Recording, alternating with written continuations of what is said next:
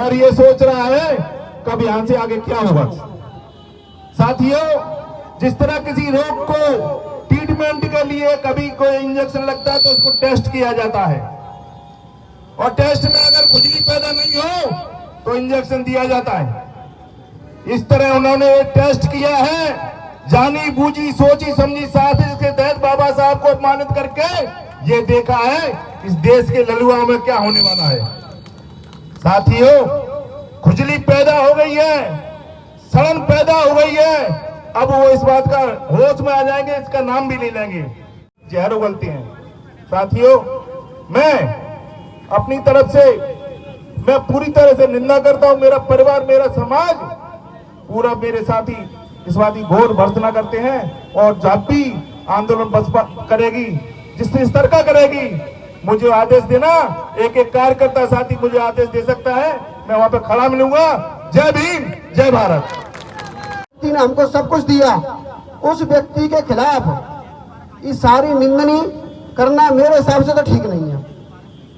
चलो, उन्होंने अपना काम किया, लेकिन अब हम अपना काम करेंगे, और कैसे करेंगे हम सब लोग जानते हैं कि कैसे करना है।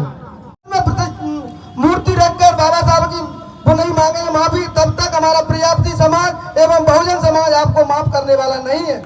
मेरे दोस्तों, मैं ये कहना चाहता हूँ कि आप भगवान राम को बड़ा मानते हैं, अच्छी बात है, मानना चाहिए, लेकिन भगवान राम का अयोध्या में रामलला की मूर्ति नहीं प्रतिष्ठा कर सकते जब तक बाबा साहब का संविधान नहीं होता। न तो कोर्ट का फैसला हो सकता था, न भी कोई जज फैसला कर सकता था।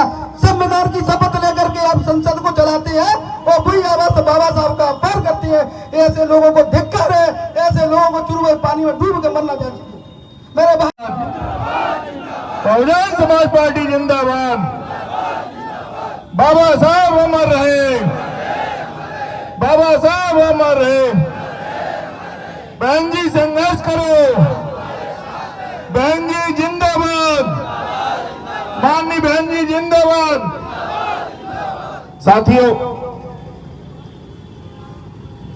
जैसा कि पता है आपको कि संसद में जो हमारे बाबा साहब का अपमान किया गया है, उसके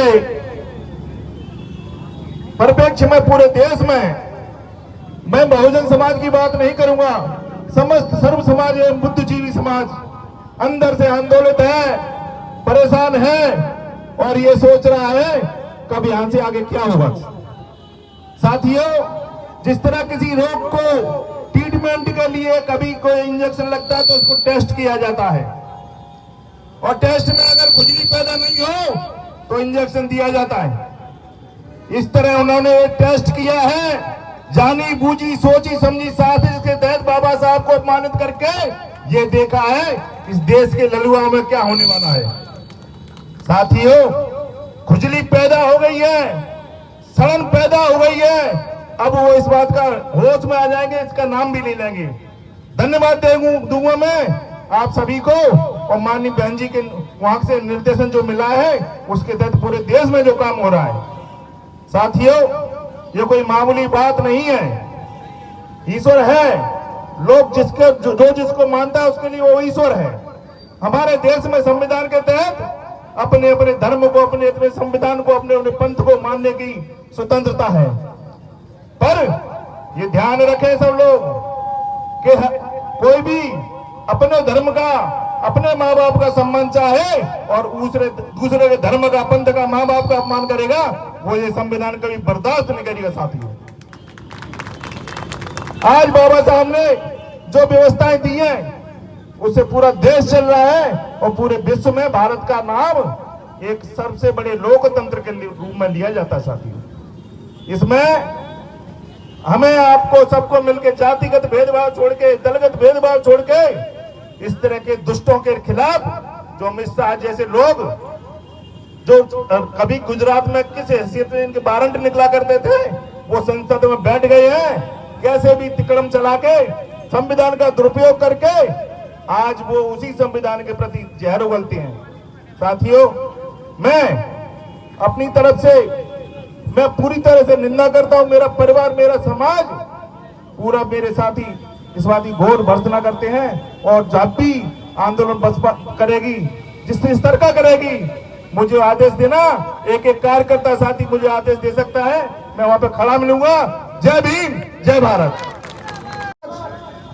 अमित शाह को ऐसा निवेदन करते हैं कि तो बाबा साहब से माफी मांग लो, अपनी संसद में मूर्ति रखकर बाबा साहब की वो नहीं मांगेंगे माफी, तब तक हमारा प्रजापति समाज एवं बहुजन समाज आपको माफ करने वाला नहीं है।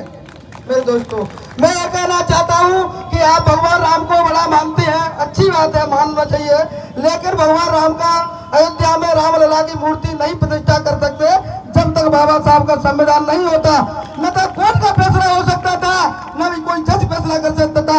संविधान की शपथ लेकर के आप संसद को चलाते हैं और बुरी आवाज से बाबा साहब का अपमान करते हैं। ऐसे लोगों को धिक्कार है, ऐसे लोगों को चुरुए पानी में डूब के मरना चाहिए। मेरे भाइयों, आज तक हम कभी भी रुका नहीं है, न किसी के सामने झुके हैं। हम ऐसे निंदा करते हैं, अमित शाह को या तो संसद से निष्कासित करना चाहिए, मोदी जी को और आरएसएस के लोगों को। ऐसे लोगों को संसद में रहने का कोई अधिकार नहीं है। जैसे हमारे संविधान में संसद में प्रवेश करते हैं, शपथ लेते हैं, तब भी अब बाबा साहब की शपथ लेते हैं, विधान जो शपथ लेते हैं उसमें भी सच्चाई रूप से कहते हैं मैं जो कहूंगा संविधान के रूप अखंडता का करूंगा, पालन करूंगा। तो संविधान का पालन कहाँ कर रहे हैं? मेरे भाइयों, सभी समाज को समझना होगा, ऐसे लोगों को दिखाना होगा कि क्या तो माफी मांग ले, 1-2 दिन में नहीं मांगते हैं तो उनको जगह जगह चौरा चौरा पर काला मुंह करके पुतला दहन किया जाएगा। जय भीम, नमो बुद्धाय। आज आप सबको या हम सभी को बताने की जरूरत नहीं है कि हम सब लोग यहाँ पर किस वजह से इकट्ठे हुए हैं।